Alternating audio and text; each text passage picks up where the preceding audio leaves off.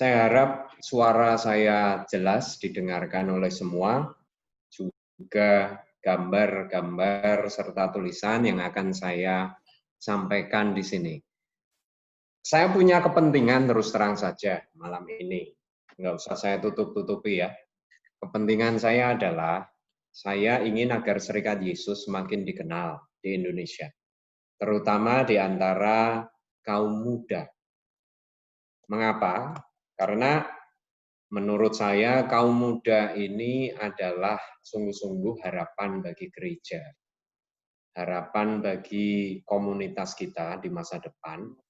Sekaligus juga siapa tahu dari antara kaum muda yang ada di sini ada yang tertarik menjadi Yesuit. Nah, maka saya dengan senang hati menanggapi undangan Willem ketika itu untuk mengisi acara ini. Ya, itu soal tertarik menjadi Yesuit atau tidak nanti sajalah ya, disimpan. Kalau tidak tertarik juga nggak apa-apa, tetap dapat hadiah nanti. Mari kita mulai. Kalau bicara Serikat Yesus, mau nggak mau itu bicara orang ini dulu. Nggak bisa enggak ya. Yaitu bicara Santo Ignatius Loyola. Dialah pendiri Serikat Yesus. Mungkin di antara teman-teman semua ada yang sudah kenal Santo Ignatius Loyola. Secara ringkas saja, orang ini adalah orang Spanyol, Spanyol Utara, daerah Basque. Basque itu Spanyol Utara yang memberontak sebenarnya dari Spanyol sekarang ini, daerah separatis sampai hari ini. Dia seorang bangsawan desa, atau mungkin kalau di zaman saya dan konteks Jawa Tengah ini seperti priai desa gitu ya, orang yang sawahnya luas tapi ya nggak luas-luas amat gitu ya, nggak kaya-kaya amat, priai desa lah. Dan priai desa seperti Ignatius Loyola ini cita-citanya adalah pansos, panjat sosial, yaitu syukur-syukur nanti jadi menantu bangsawan yang lebih kaya, bangsawan yang lebih tinggi derajatnya. Dan itu akan memperbaiki nama Loyola, nama keluarga, mendatangkan harta, dan seterusnya. Dan itu caranya adalah dengan menjadi kesatria. Nah inilah Ignatius Muda, atau waktu itu nama Spanyolnya adalah Inigo. Inigo ini seorang pemuda bangsawan desa. Nah, pemuda bangsawan desa ini tidak terlalu terpelajar, lebih sedikit pintar daripada yang lain karena dia belajar baca tulis, tapi tidak pintar-pintar amat. Dengan anak SD zaman sekarang kalah ya, bangsawan zaman itu. Dan dia lahir di Eropa abad 16, ya tepatnya tahun 1491. Sebagai seorang bangsawan Eropa abad 16, itu adalah periode yang ditandai oleh berbagai gejolak. Yang paling kelihatan adalah gerakan Protestantisme waktu itu. Skisma besar gereja yang kedua setelah skisma besar pertama antara gereja timur dengan gereja barat. Ya kita tahu semua, gerakan skisma besar kedua ini kemudian menghasilkan gerakan reformasi dan gereja-gereja Protestan. Suasananya tidak seperti sekarang, di mana kita akrab dengan rekan-rekan kita Protestan, sangat dekat, bahkan hampir-hampir berbagi banyak hal, banyak ajaran, banyak kebiasaan, banyak ritual. Tidak zaman itu. Gerakan waktu itu sangat berdarah-darah karena lekat sekali dengan dinamika politik Eropa saat itu. Agama raja adalah agama seluruh rakyat. Kalau rajanya menjadi Protestan, seluruh rakyat harus jadi Protestan. Kalau sampai ada yang masih Katolik, ya dibunuh. Gampang saja. Sebaliknya demikian juga. Kalau rajanya itu Katolik, ada rakyatnya yang tertarik menjadi Kristen Protestan, hukumannya ya dibunuh. Zaman itu juga zaman ketika sains atau ilmu pengetahuan bangkit di Eropa. Ilmu pengetahuan punya tempat yang luar biasa, naik daun, orang semakin tertarik pada ilmu pengetahuan dan pelan-pelan mempertanyakan dalil-dalil sains, yang dibikin oleh gereja zaman itu. Ingat ada Galileo Galilei, salah satu contoh yang paling terkenal ya. Lalu teori heliosentris, semua itu. Dan sains ini juga yang mendorong orang untuk melakukan inovasi teknologi sampai mampu menjelajah dunia. Pasti dulu di SMP atau SMA kita pernah belajar mengenai sejarah dunia lewat penjelajahan. Sampai ada penemuan benua Amerika, lalu India, lalu Tiongkok, sampai akhirnya Nusantara kita ini. Orang-orang Eropa menjelajah ke seluruh dunia. Dan itu semua kembali ke Eropa sebagai pengetahuan, sebagai buku-buku yang menarik, termasuk buku-buku yang dibaca oleh Ignatius pada zaman itu. Nah, inilah konteks Ignatius. Dan Ignatius ini kisahnya mirip kisah superheroes gitu ya. Superheroes itu kan biasanya orang biasa lalu kena radiasi nuklir atau digigit laba-laba atau ketumpahan cairan beracun, lalu mereka semua tidak mati tapi malah punya kekuatan luar biasa lalu menjadi superhero. Dan itu mengubah seluruh hidupnya. Ignatius juga begitu. Ignatius ini mengalami sebuah perubahan besar ketika kakinya kena bom. Jadi dia ikut perang sebagai kesatria, mempertahankan benteng Pamplona di Bas, di daerah sana. Melawan tentara Perancis. Saking gigihnya orang ini, teman-temannya udah mundur dari medan perang karena tahu akan kalah, dia masih teriak-teriak pokoknya sampai darah penghabisan. Tiba-tiba duar gitu ya. Kakinya kena. Dan kemudian dia ditolong justru oleh pasukan musuh karena mereka kagum pada keberanian orang ini dan diobati. Saat-saat pengobatan itulah yang berbulan-bulan lamanya dia mendapatkan tenaga baru, imajinasi baru, cita-cita baru. Dia ini playboy kelas kampung. Cita-citanya seperti tadi saya bilang, pansos, panjat sosial. Menjadi menantu baron ini, duchess ini, gitu-gitu ya. Bangsawan-bangsawan yang lebih tinggi. Mengejar putri-putri supaya nanti menjadi istrinya dan seterusnya. Nah, cita-cita kemegahan dunia itu semua bubar gara-gara kakinya bengkok. Kakinya itu karena bom jadi panjang sebelah. Yang satu lebih pendek karena digergaji. Dan itu membuat dia tidak lagi menjadi playboy, lalu dia masih ingin mengejar sesuatu, tapi apa yang saya kejar ya dalam hidup ini? Dan akhirnya dia menemukan. Dia ingin mengejar kemuliaan Allah, bukan lagi kemuliaan dirinya. Ya, nanti bisa dibaca lah, tinggal cari di internet ya, autobiografi atau biografi Santo Ignatius, pasti ketemu. Singkat cerita, orang ini berhasil memetakan tata bahasa perubahan atau grammar atau rumus perubahan manusia. Gimana sih orang biasa jadi superhero itu? Gimana sih orang yang biasa-biasa jadi orang yang luar biasa? Gitu ya. Nah, dia menemukan rumusnya. Dan rumusnya ini adalah warisan rohani yang sampai kepada kita sekarang yang bernama spiritualitas, latihan rohani. Dan itulah warisan terpenting Santo Ignatius bagi kasana spiritualitas di dalam gereja. Spiritualitas yang sering juga disebut sebagai spiritualitas Ignatian. Selain warisan rohani berupa spiritualitas, Santo Ignatius juga mewariskan sebuah kelompok yang waktu itu menyebut dirinya sebagai friends in the Lord, sahabat-sahabat dalam Tuhan, yaitu Ignatius dengan 9 orang temannya. Mereka inilah para Yesuit pertama.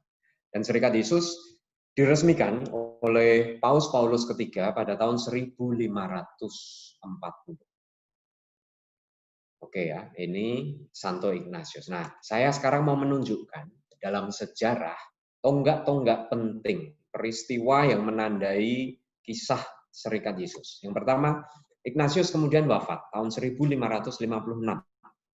Pada saat dia meninggal, sudah ada sekitar 1.000 orang Yesuit, kemudian juga ada sekitar 74 sekolahan di 3 benua. Dengan kata lain, waktu itu kelompok Ignatius ini berkembang pesat. Nah, tetapi 200 tahun kemudian, Serikat Yesus dibubarkan oleh Paus Clemens ke-14, tepatnya tahun 1767. Kisahnya seru sebenarnya ya, kalau Anda tertarik, lagi-lagi lihatlah di internet nih. Tahun 1767 apa yang terjadi dengan Serikat Yesus. Intinya, 200 tahun setelah Ignatius wafat, Serikat Yesus tumbuh menjadi sebuah ordo atau organisasi di dalam gereja Katolik yang sangat berpengaruh. Karena pekerjaan-pekerjaannya di bidang ilmu pengetahuan, misi, dan menjadi penasehat banyak raja di pangeran dan raja di Eropa saat itu yang merupakan pusat dunia. Akibatnya karena terlalu berkuasa, katakanlah gitu ya, terlalu powerful, banyak musuhnya, lalu juga individu-individu Yesuit 1-2 orang itu membuat skandal-skandal besar di Eropa waktu itu. Akhirnya atas desakan dinasti Bourbon yang berkuasa di Eropa saat itu, Paus Clemens membubarkan Serikat Yesus. Kecuali, nah ini kan menarik nih, dekret atau bula pembubaran Serikat Yesus itu baru berlaku kalau dia dibacakan. Nah, saat itu Carina atau kaisar perempuan Katarina di Rusia itu bukan Katolik ya, kata di Rusia itu Ortodoks. Dia menolak membacakan surat perintah pembubaran Serikat Yesus itu di Rusia. Saat itu Serikat Yesus menjalankan beberapa sekolahan di Rusia. Dan ratu ini ingin agar sekolahan-sekolahan tetap buka. Maka dia tidak mau membubarkan Serikat Yesus. Dan rupanya itu yang menjadi penolong Serikat Yesus. Bukankah ini sebuah ironi ya? Serikat Yesus itu didirikan dulu awalnya untuk melawan Protestantisme. Dan sekarang Serikat Yesus justru diselamatkan oleh seorang non-Katolik, seorang Ortodoks. Akhirnya setelah 40 tahun, Serikat Yesus dipulihkan kembali oleh Paus Pius ke-7. Nah, rupanya tidak semua negara itu memulihkan Serikat Yesus. Sama saja tadi tidak semua negara membubarkan Serikat Yesus. Ketika Serikat Yesus dipulihkan, tidak semua negara itu juga mau kedatangan Yesus. Salah satunya adalah negara Swiss. Negara Swiss itu baru mengubah hukum yang melarang kehadiran Serikat Yesus di negerinya itu pada tahun 1971 lewat sebuah referendum. Nah, sampai abad ke-20 larangan itu masih ada di negara Swiss. Sekedar kisah menarik. Langsung ke Indonesia sekarang nih. Tidak lama setelah dipulihkan, sekitar 40 tahun, 2 Yesuit pertama hadir di Nusantara, yaitu Pater Elsen dan Pater Paling. Ini orang Belanda dan Belgia. Mereka inilah Yesuit pertama, tahun 1859. Mereka pertama kali datang ke Surabaya. Lalu dalam perkembangan Serikat Yesus mulai mendidik orang setempat dan akhirnya tahun 1926 ditahbiskan seorang Imam Yesuit pribumi yang pertama, yaitu Pater Satiman, orang Jawa Tengah. Dan kemudian tahun 1971, 50 tahun yang lalu, Serikat Yesus di Indonesia resmi berdiri sebagai provinsi. Nah, mungkin ada yang tidak tahu apa artinya itu. Provinsi ini adalah unit pemerintahan di dalam Serikat Yesus, sejajar dengan keuskupan. Cuman bedanya kalau keuskupan itu teritorial yang katakanlah lebih sempit gitu ya. Sementara provinsi ini bisa sangat luas, seperti misalnya Serikat Yesus Provinsi Indonesia. Itu mencakup negara Indonesia, Thailand, Malaysia, dan Singapura. Jadi pada tahun 1971, Indonesia yang semula baru daerah misi Belanda di mata para Yesuit Belanda, sekarang menjadi provinsi sendiri, mandiri, 50 tahun yang lalu. Dan tahun 2016 yang lalu, kami mempunyai pater pemimpin umum, sebutannya jenderal, yaitu Pater Arturo Sosa, terpilih sebagai pemimpin umum Serikat Yesus yang ke-31. Baru ke-31 ya, dalam 500 tahun sejarah Serikat Yesus di dunia. Karena kami tidak memilih jenderal atau pemimpin umum kami dengan masa pemerintahan tertentu. Mereka terpilih untuk seumur hidup. Itu sebabnya kami hemat pilpres. Tidak setiap 5 tahun memilih. Arturo Sosa ya sampai matinya nanti menjadi jenderal, kecuali dia mengundurkan diri. Saat ini di seluruh dunia ada sekitar 14.000 Yesuit. Mereka ini berasal dari 112 negara. Oke, ini gambaran. Yesuit Indonesia ada berapa? Ada 330. Ada di mana-mana, kebanyakan tentu di Indonesia, tapi ada yang sedang bertugas di luar negeri menjadi misionaris, ada yang sedang studi. Perinciannya ada 248 imam, ada 63 frater yang masih persiapan untuk menjadi imam, dan ada 19 orang bruder. Nah, ini yang jarang diketahui ya. Serikat Yesus itu juga punya bruder, bukan hanya imam. Karya pendidikan. Ini karya-karya yang besar yang saya sebut saja di sini ya. Satu adalah pendidikan. Mengapa besar? Karena ada 75 Yesuit. Ini banyak sekali. Dari 330 ada 75 orang yang bekerja di karya pendidikan. Di mana saja mereka? Di Kolese Loyola di Semarang, di Kolese De Brito, ini di Jogja, di Kolese Mikael. Nah, ini pasti pada nggak tahu di mana Kolese Mikael. Kolese Mikael ini sekolah kejuruan, SMK, yang ada di Solo.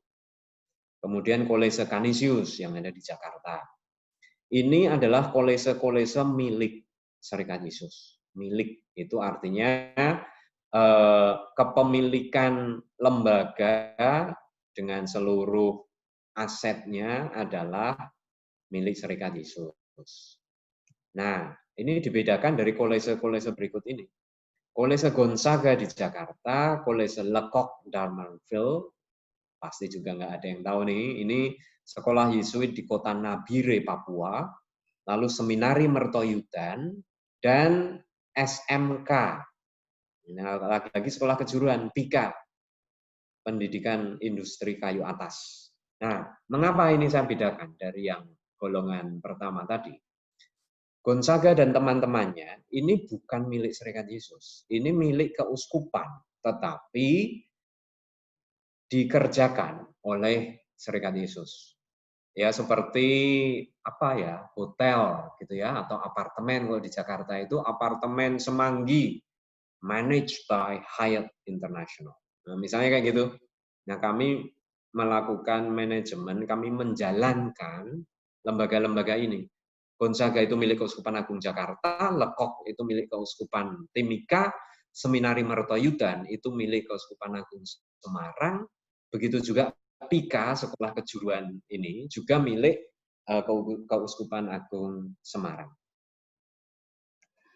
Selain itu, Serikat Yesus juga menjalankan perguruan tinggi, yaitu Universitas Sanata Dharma, tempat saya bekerja kemarin, kemudian Akademi Teknik Mesin Industri ada di 2 tempat, yaitu di Surakarta atau Solo dan Cikarang. Kemudian kami juga menjalankan perguruan tinggi yang bernama Sekolah Tinggi Filsafat Driarkara di Jakarta. Ini mirip dengan Gonzaga tadi. Ini milik 3 pihak STF Driarkara itu, yaitu Serikat Yesus, Keuskupan Agung Jakarta, dan Ordo Fransiskan, OFM. Ini ya karya pendidikan yang dikerjakan oleh para Yesuit. Totalnya itu ada 63.000 siswa, tapi ini harus dengan memperhitungkan yang ini, Yayasan Pendidikan Kanisius di Keuskupan Agung Semarang dan Yayasan Strada di KAJ. Nah sama, dua yayasan ini adalah milik keuskupan. Kanisius itu milik Keuskupan Agung Semarang, beda dari Canisius College atau Kolese Canisius tadi ya.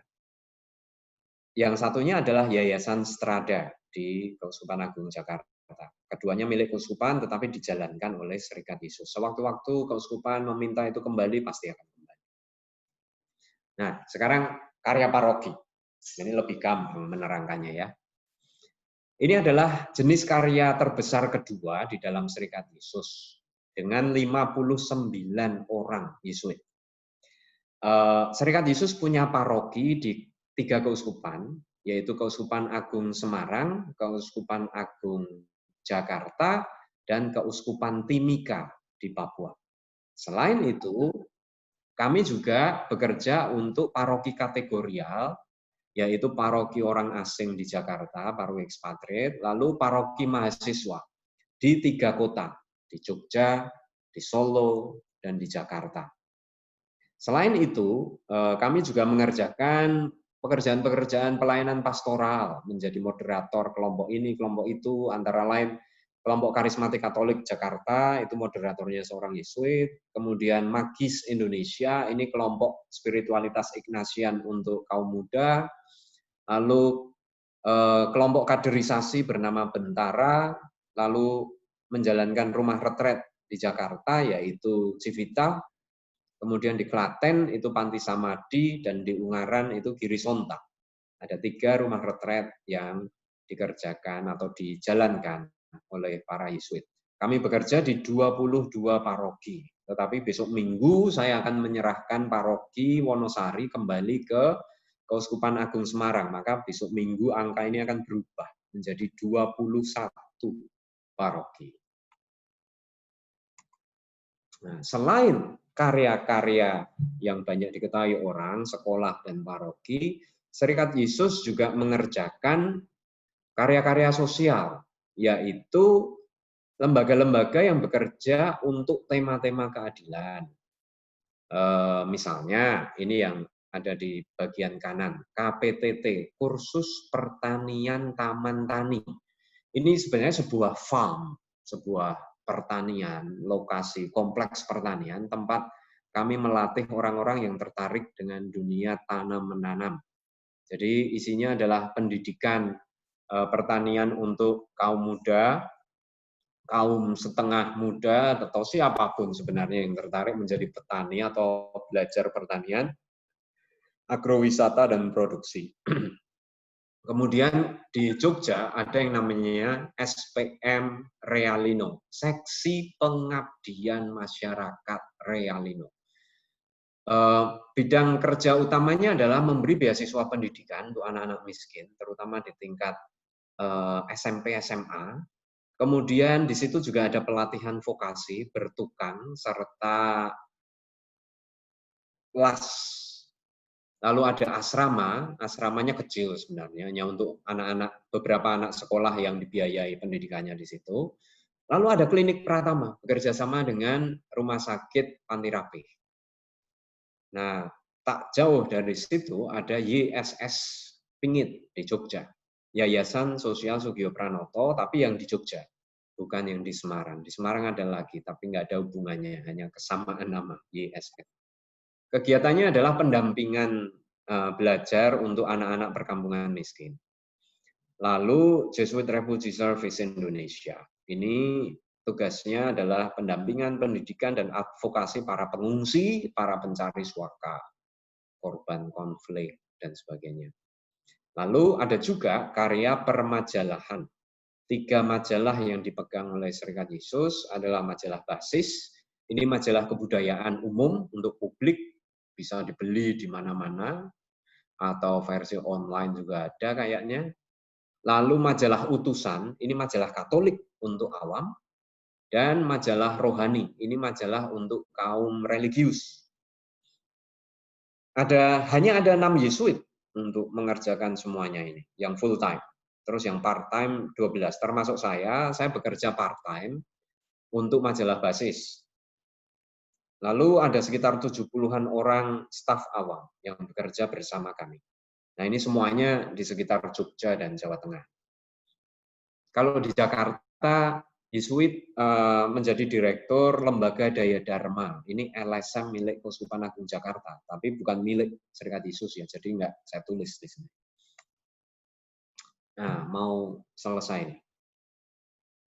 Kemarin, tahun lalu, 2019, Pater Jenderal kami yang baru, Arturo Sosa, itu bersama seluruh serikat mencanangkan 4 prioritas karya, bisa disebut begitu, atau arah dasar Serikat Yesus untuk 10 tahun ke depan. Dan arah dasar ini disederhanakan dalam 4 bidang atau 4 arah. Yang pertama adalah menunjukkan jalan menuju Tuhan melalui latihan rohani, spiritual exercises, tadi yang saya sebut, warisan rohani Santo Ignatius, dan diskresi. Kemudian yang kedua, berjalan bersama kaum miskin, orang-orang tersingkir di dunia, mereka yang martabatnya telah dilanggar, dalam misi untuk rekonsiliasi dan keadilan. Itu yang kedua. Yang ketiga, berziarah bersama kaum muda membangun masa depan yang penuh harapan. Lalu yang ketiga, merawat bumi, rumah kita bersama. Bekerja sama dengan semua orang di dunia yang berniat baik untuk merawat bumi rumah ini.